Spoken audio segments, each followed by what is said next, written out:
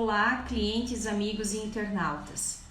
Me chamo Orjana Bartel Rassi, sou gerente na Rassi Advocacia e nesta semana estamos trazendo para vocês os temas restituição de tributos e a Lei Geral de Proteção de Dados. A restituição de tributos tem o intuito de incrementar caixa nas empresas, fazendo com que elas possam restituir tributos sem que para isso tenham que fazer aportes financeiros à frente. Também queremos alertar que as restituições podem ser realizadas com a implementação da Lei Geral de Proteção de Dados, que agora em agosto começou a valer de forma muito séria, ou seja, cobrando multa. Então, nós vamos conversar hoje na nossa live com o Dr. Eduardo e com a doutora Andressa, que são advogados aqui na Rassi Advocacia, para que você, empresário ou pessoa física, entenda o que pode ser feito para ter ingresso de capital, sem que para isso tenha que gastar tanto. Sejam todos bem-vindos, espero que vocês aproveitem. A live será de uma forma bem interativa, em forma de perguntas, de uma forma fácil que vocês consigam entender o que podemos fazer. A ideia é ajudar nossos clientes, colaboradores e internautas de forma geral. Nos colocamos à disposição no que vocês precisarem. Eu convido agora a doutora Andressa e o doutor Eduardo para que deem início ao debate.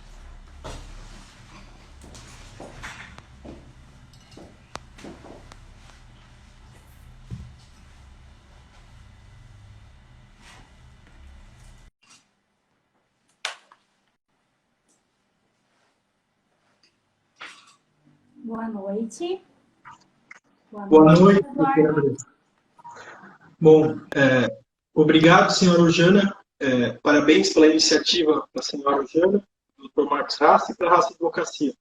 Eu entendo que, de fato, é muito importante esse momento, trazer esse conhecimento de direito tributário de uma maneira um pouco mais simples, mais objetiva e mais clara, né, de mais fácil entendimento para todos os empresários, né?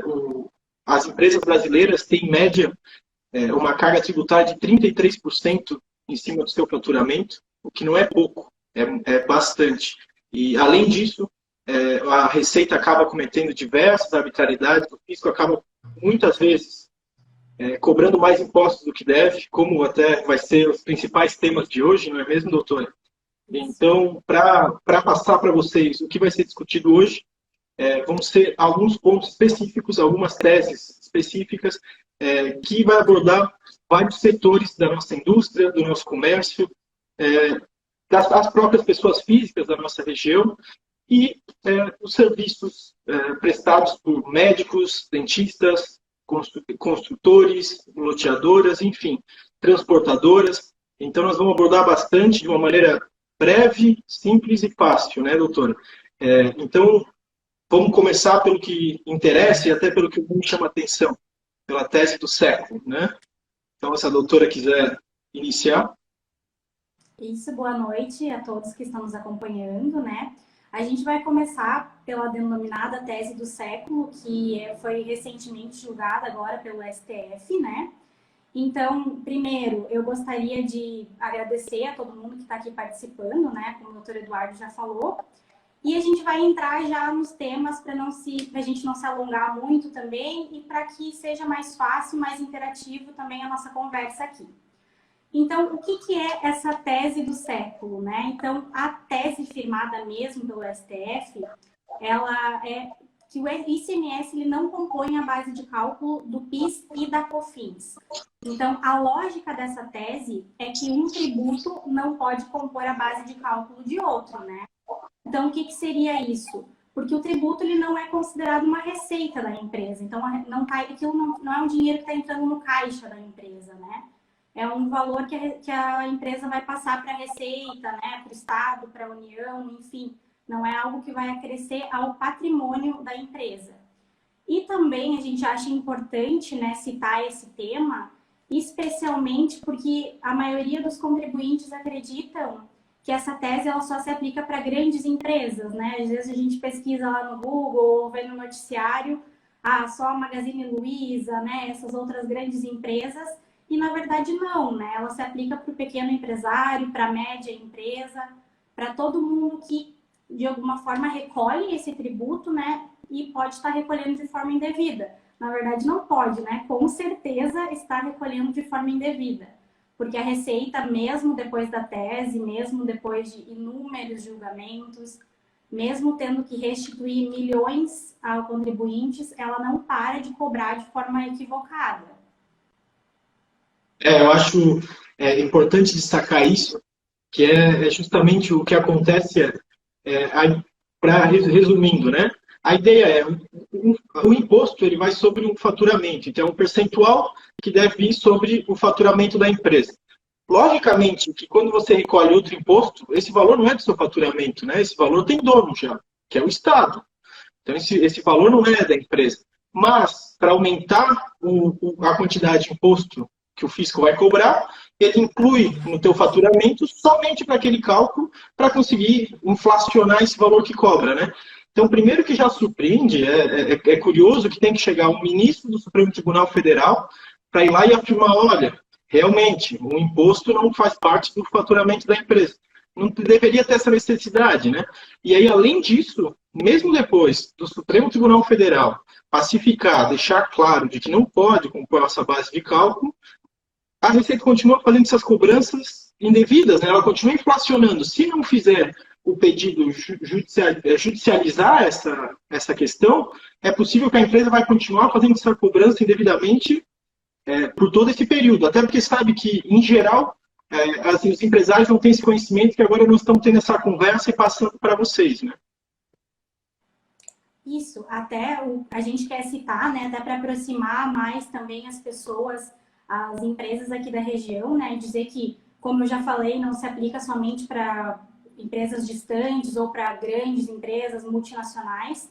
Aqui na RACE a gente já teve recentemente, inclusive, um caso, né, de sucesso que foi, inclusive, com essa tese e que já está em fase de pagamento.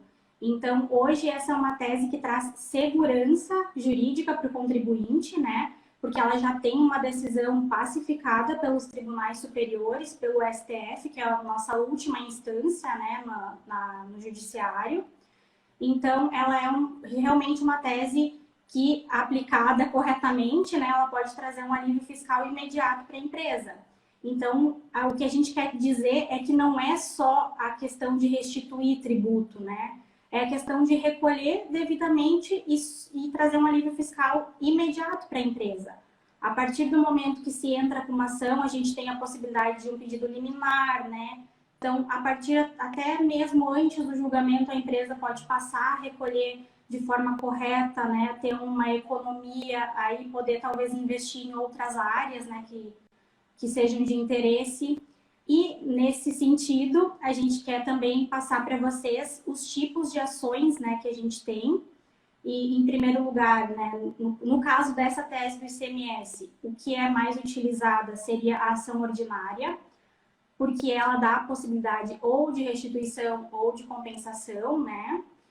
E nas teses que são mais novas, né, e que ainda não têm decisões pelos tribunais superiores, a gente pode também utilizar um mandado de segurança, que, como é o próprio nome, né, ele já traz uma segurança maior para o contribuinte ali, que ele só vai ter as custas de dar início ao processo, e lá no final, se ele perder, ele só vai ter o não da sentença, ele não vai ter um prejuízo maior em relação a isso.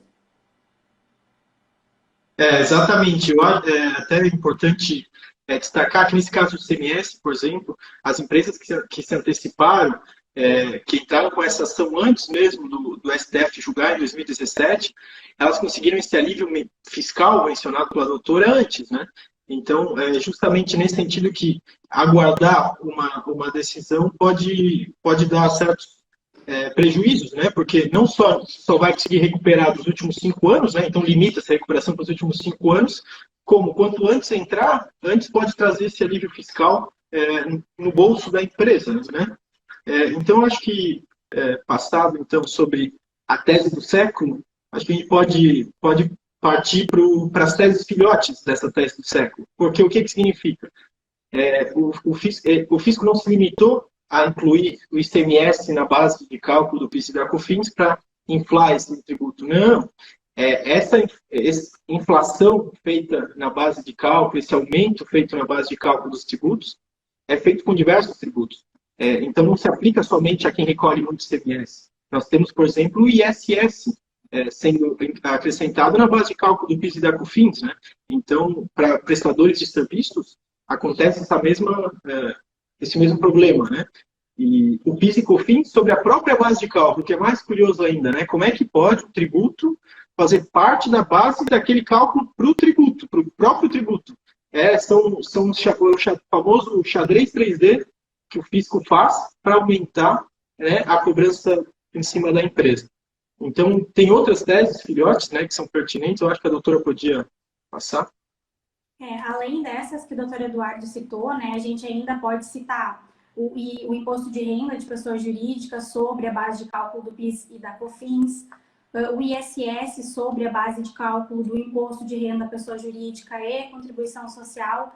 Então, essa lógica, né, do tributo sobre tributo, ela trouxe uma grande demanda aí de ações judiciais, né, e que a gente espera que chegando lá no STF seja aplicada a mesma lógica, né, porque até não faria sentido se entender de um jeito para uma e de outro jeito em outro caso que a lógica é a mesma, né. E também, saindo agora um pouco dessa área de indústria, comércio, né, a gente trouxe hoje outras teses que também a gente já tem domínio, né, já tem conhecimento, já tem experiência também em atuação aqui no escritório. E a primeira delas que a gente vai citar agora, né, depois ali do ICMS, seria da possibilidade de redução das alíquotas de imposto de renda, pessoa jurídica, e contribuição social em relação a serviços hospitalares. Então, a lei em si, ela traz serviço hospitalar como aquele prestado no âmbito hospitalar, né? A partir de 2019, o STJ firmou um entendimento de que o serviço hospitalar não se restringe àquele prestado no âmbito hospitalar, e sim também aqueles prestados de forma ambulatorial, mas equiparados a um serviço hospitalar. Então, por exemplo, né, as clínicas médicas odontológicas, elas podem diminuir a carga tributária, por exemplo, do IRPJ de 32% para 8% e da contribuição social de 32% para 12%. Então, uma redução enorme, né, que faz muita diferença para a empresa e que é também uma tese pacificada, né? Inclusive, a gente tem um caso nosso aqui que a União sequer contestou, né? Então, também é uma ação mais rápida, né? E que traz um alívio fiscal também imediato e uma redução significativa. O fato de não contestar é de destaque, né? Porque ele traz essa obviedade das ações, né? Então, até esclarecendo, todos os médicos que passam, todos não, né? Mas todo caso deve ser analisado. Mas serviços que passem além da mera consulta, né? A mera consulta de sentar ali e conversar com o paciente, eles abrangem nessas clínicas.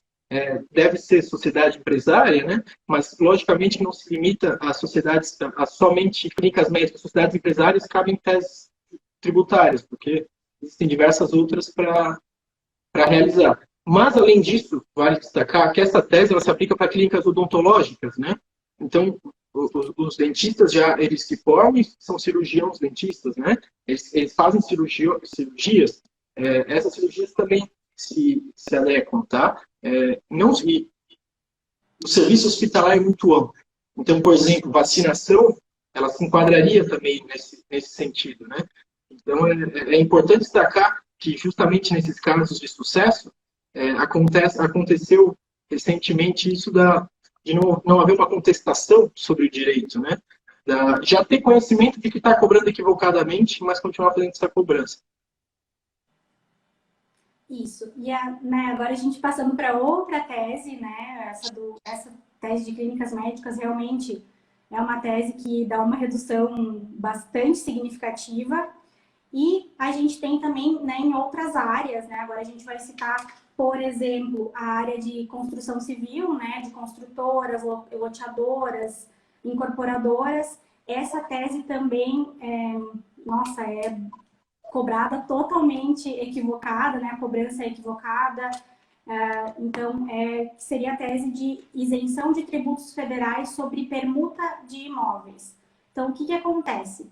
A Receita Federal, ela tributa a permuta como se fosse uma compra e venda, né? O que não pode acontecer, porque eles estão criando um fato gerador que não é previsto em lei. Então, a permuta em si, ela não incrementa o patrimônio da empresa, né? Ela é uma simples substituição de um imóvel pelo outro. E mesmo assim, a Receita vai lá e tributa. E vale destacar aqui para vocês que se a empresa, né, a incorporadora ou a construtora não recolher esse tributo, ela vai estar sonegando esse imposto, porque ele é cobrado. Inclusive, em consultas administrativas, né, se a gente entrar lá no site da Receita, a gente vai ver que em consultas feitas por empresas que têm dúvida ali em relação a recolher ou não esse tributo, né, eles são totalmente de forma negativa, né, então tem que ser recolhido. E é algo que é totalmente indevido, não é nem caso de redução, né, doutor? É isso mesmo. Até só quero esclarecer alguns temas, se me permite, doutora, referente a serviços hospitalares dos médicos. É importante, sim, esclarecer que isso se soluciona de maneira jurídica, né? Então, se for feito um pedido administrativo, vai ser negado para se equiparar a serviços hospitalares, né? Então, a necessidade para equiparar serviços hospitalares e ter essa redução considerável de IRPJ da contribuição social é entrar com uma ação tributária. A segurança é muito alta nesse tipo de ação, porque justamente já está pacificado esse tema, mas se resolve dessa maneira, porque senão o fisco vai continuar fazendo essas cobranças indevidas. Agora, perdão, doutora, mas eu achava que era pertinente fazer esses esclarecimentos. Mas agora, então, voltando para as permutas, para as construtoras, loteadoras, incorporadoras, é aquilo lá. Tudo é parte de uma lógica muito simples, né? Os tributos devem ser cobrados quando existe uma compra e uma venda. O que acontece com as loteadoras e construtoras? Elas vão lá e fazem uma permuta. Permuta, basta olhar no dicionário que vai poder verificar o quê? É uma troca, certo? Então, uma troca entre dois imóveis. O meu imóvel pelo seu imóvel. Pode ter a torna, né?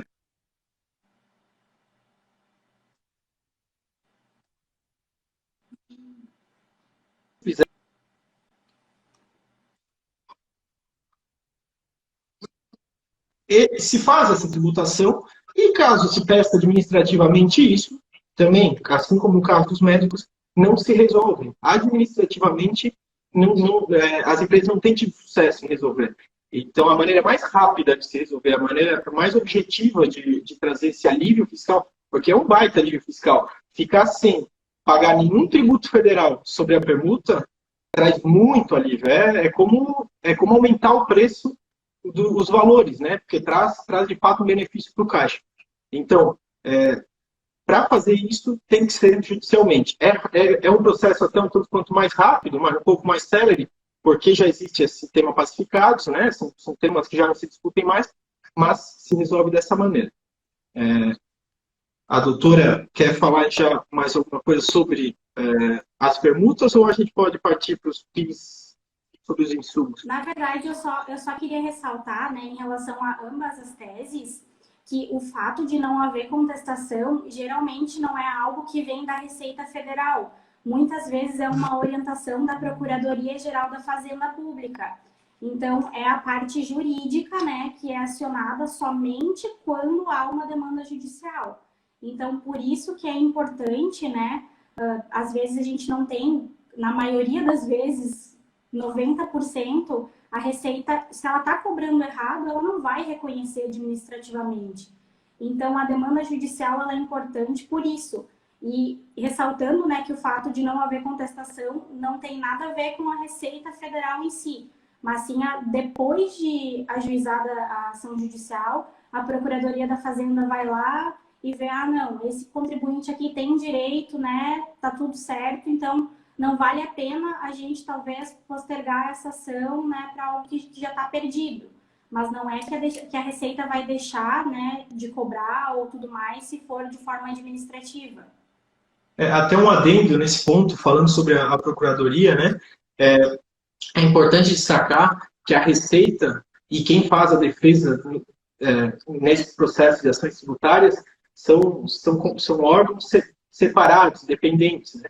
Então, também não existe a probabilidade, nem possibilidade de haver uma resposta da Receita, de ser marcado, da empresa ser perseguida. Esse receio ele não tem fundamento, porque quem faz a defesa não se comunica com quem faz esse fisco, né? Com quem vai lá e faz a cobrança dos tributos. Então, não... E mais, não só isso, né? Como a gente está mencionando aqui, vários desses casos aqui já são pacificados, já se sabe que a cobrança é indevida. Então, a Receita só faz porque sabe que na soma total vai valer a pena ainda. Mas ela não fica nem um pouco surpresa quando uma ação tributária dessas surge para buscar restituição e esse alívio, né? E passando agora, então, para outra tese, né, que a gente vai para outra área agora, né? Essa área, ela serve, é mais uma área geral também para prestadoras de serviços. Eu vou utilizar aqui como exemplo, né, as transportadoras, que é a tese da tomada de crédito do PIS e COFINS para insumos. Então, o exemplo das transportadoras, porque também já é algo que é pacificado nos tribunais, né, para transportadoras tomar esse crédito para aqueles produtos e insumos que são utilizados para prestação do serviço final, como, por exemplo, né, o pedágio, pedágio, combustível, seguro de veículos, né, seguro de carga. Então, em cima desses insumos, é possível fazer o crédito no serviço final do PIS e da COFINS. Exatamente. E, assim, como que o fisco faz essa distinção para cobrar mais? O que ele sempre tenta fazer é alterar o entendimento do que é insumo e do que não é mesmo? Então, por exemplo, com embalagens, existe toda uma discussão de quais embalagens vai contar como insumos e quais embalagens não vão contar como insumos. No momento de fazer uma exportação, também existe uma discussão do que é insumo e do que não é sobre aquele produto. Será que uma embalagem é? Será que aquela embalagem não é? Então, cada caso tem que ser analisado, né? Isso vai muito além das próprias transportadoras. Todo tipo de empresa que tem um movimento de produtos na indústria, elas têm essa possibilidade de fazer uma revisão, né, através de uma assessoria para justamente verificar se consegue, por conta dos seus gastos com insumos, o que são os insumos, né? Os gastos fora do produto principal, né? O que eles vêm ao redor do produto principal. Se esses gastos podem trazer um certo crédito, né, de tributos. Então, assim, nós passamos... Eu não sei, a doutora tem mais algum ponto referente a essas teses, doutora Andressa? Não. Tá. Nós passamos, então, vamos passar para essa tese de pessoas físicas e já vamos esclarecer esses pontos de pessoas jurídicas, né? Vamos ir para as perguntas. Mas as pessoas físicas também têm direito a teses tributárias. Essa carga, esse aumento de carga tributária não acontece somente com pessoas jurídicas, tá? Não só com empresas. Não só com empresas grandes, com empresas pequenas, com empresas médias. Com pessoas físicas também. E nós temos alguns casos que são bem fáceis de compreender e para ver como isso se aplica no nosso dia a dia. Um deles é o ICMS na fatura da energia elétrica. O ICMS, todos nós, quando vamos pagar nossa fatura de energia elétrica, nós vemos lá descrito que tem o ICMS lá, né? Esse ICMS ele é devido, ele está previsto na lei e ele está correto, ele tem que ser cobrado. O que acontece? O ICMS tem que ser cobrado, mas o cálculo que eles fazem para cobrar esse ICMS está equivocado. Por quê? Quando nós pagamos a fatura de energia elétrica, além do ICMS, nós pagamos outras tarifas, né? Então, nós pagamos tarifa de distribuição, tarifa de transmissão. E essas tarifas, elas não são o valor da energia elétrica, elas são tarifas cobradas sobre essa energia elétrica. Mas, naquela mesma ideia da tese do século, né, do ICMS, do PIS e COFINS e todas as outras que nós estávamos conversando aqui, nessa ideia de inflar um valor, o que eles fazem? Eles incluem essas tarifas na base para daí calcular o ICMS junto no valor das tarifas. Então, é imposto sobre tarifa, não faz sentido nenhum, né? E aí, isso também é possível fazer essa revisão, trazer o quê? Alívio fiscal nessa conta bancária, porque vai baixar o valor do tributo e vai trazer esse alívio fiscal na conta bancária, além de requerer, né, a compensação ou a restituição desses valores já pagos, né? Se a doutora tem algum ponto específico para passar, ou eu já passo para Na verdade, só próximo para ponto. responder a pergunta que está aqui na live, né? Se tem prazo limite para a utilização do crédito de PIS e COFINS. Na verdade, não tem um prazo limite para a utilização, tá? Mas tem um prazo limite para a gente tentar buscar a restituição, isso sim, né? Então, como, não sei, não lembro se a gente já falou disso antes, mas quando a gente ingressa com uma ação judicial, né, a gente pode cobrar os últimos 5 anos. Então, esses 5 anos são contados do ajuizamento da ação para trás, né? Então, depois de declarada a restituição ou a compensação, nesse caso específico, que vai ser uma tomada de crédito, não tem um prazo para utilização, né? Até porque muitas vezes a empresa não paga muito de PIS e COFINS e tem que ficar compensando por um período maior. Mas tem sim para buscar a restituição, então isso é importante destacar. Certo, obrigado. Respondendo a seguinte questão, todos têm direito a fazer essa revisão na conta de luz, tá? Então, a fatura de energia elétrica ela é cobrada no ICMS de todos, seja pessoa física, seja pessoa jurídica, seja uma associação beneficente, todo mundo paga ICMS em cima da fatura de energia elétrica. Então, essa revisão é cabível para todos, por isso que esse tipo de ação é tão interessante, né? Para qualquer um, ela pode beneficiar. Certo? Então, partindo para mais uma que pode beneficiar todos, todos os empregadores, trabalhadores de carteira assinada, é a revisão do FGTS, não é mesmo? Esse é um tema que já está sendo discutido há muitos anos.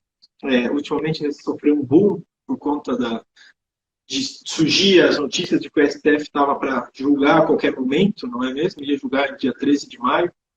É uma tese bilionária de prejuízo para o Estado, e ela se aplica para todos os trabalhadores de carteira assinada. Por quê? Nós temos, então, todo mês, trabalhadores de carteira assinada, é tirado uma parcela e vai para a Caixa Econômica, né, para o Fundo de Garantia, não é mesmo? Ninguém questiona, o Estado não dá opção. Tem que fazer esse recolhimento e tem que ir lá. O que acontece é que, desde 1999, ela vai através de uma taxa que é muito abaixo da taxa da inflação. Então, a atualização dela não é correta. Em alguns anos, a inflação era de 6%, e o dinheiro do FGTS é atualizado com uma taxa de 0,3%. Ou seja, está perdendo dinheiro com dinheiro guardado no FGTS. Então, dessa maneira, o que se discute é que se altere essa maneira de atualização, né? Dependendo do salário da pessoa, pode chegar a um benefício bem considerável. E não é só para quem tem salário alto, né? Ela se aplica a todos. Porque justamente é o dinheiro que vai todo mês é cobrado, está sempre lá guardado, não é fácil de sacar, não é todas as oportunidades de sacar. Então, para todos os trabalhadores, é interessante fazer essa revisão do FGTS. Tem possibilidade de fazer respondendo o questionamento, tem sim possibilidade de ser feito um cálculo para ter uma ideia do valor que pode ser restituído. Mas o que acontece, tá? Para a gente ser bem claro aqui, a nossa ideia é sempre trazer claridade, esclarecer essas dúvidas para vocês. Não tem como prever com toda certeza qual o valor a ser restituído, porque justamente não se tem ainda qual vai ser o índice a ser utilizado para atualização, tá? Então a gente pode fazer uma previsão, mas não se pode garantir ainda qual é a ação. Doutora? E aproveitando em relação a essas duas teses, né, tanto a do ICMS na energia elétrica quanto a do FGTS, são ações que estão suspensas, aguardando o julgamento do STF e do STJ, né, como o doutor Eduardo até já falou. Então, nesse caso, a gente ressalta a importância de ingressar antes do julgamento, porque pode acontecer a modulação dos efeitos da decisão. O que significa essa modulação? Significa que a decisão vai passar a ter efeitos a partir da data do julgamento, né? Então, foi isso que aconteceu, inclusive, com a tese do século, que a gente comentou que é do ICMS. Foram modulados os efeitos, e só teve direito à restituição dos 5 anos, né, quem já havia ingressado com a ação.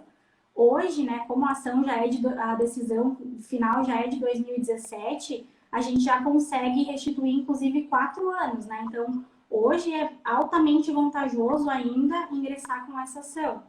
Mas em relação ali à ação do ICMS, energia elétrica e do próprio FGTS, a gente ressalta a importância de ingressar antes, né, para que não se perca a possibilidade de restituir esses últimos anos. Exatamente, porque não se busca só um alívio fiscal para a empresa, né? O que se busca é caixa. Então, assim, não é só trazer alívio fiscal para o futuro, não. O que se quer é restituir ou compensar o que foi cobrado indevidamente nos últimos 5 anos, né? É que a Receita pague o que foi cobrado devidamente. E essa modulação, o que se chama de modulação dos efeitos, é algo que foi muito discutido, mas que o STF adotou com bastante firmeza. Então é preciso tomar esse cuidado, as empresas, porque aguardar com que o STF julgue um tema, mesmo nos casos de pessoa física, como a doutora mencionou, pode ser prejudicial para a própria pessoa. Então é muito mais interessante entrar com a ação antes para garantir essa possibilidade, né? Bom, então nós encerramos por aqui, né? Acredito que breve como prometido, espero que tenha sido claro também como prometido, e quero reiterar os agradecimentos para a Rassi Advocacia, para o Dr. Marcos Rassi e para a senhora Jana, porque é muito bom poder estar aqui com a sociedade, estar aqui com os empresários. Nós somos o escritório de uma região de muita união no comércio. Eu acho muito interessante a gente estar aqui podendo passar esse conhecimento para a sociedade, que eu acho que pode agregar muito e trazer alívio, né? Trazer alívio fiscal, trazer dinheiro para as empresas nesse momento de crise que a gente acabou de passar.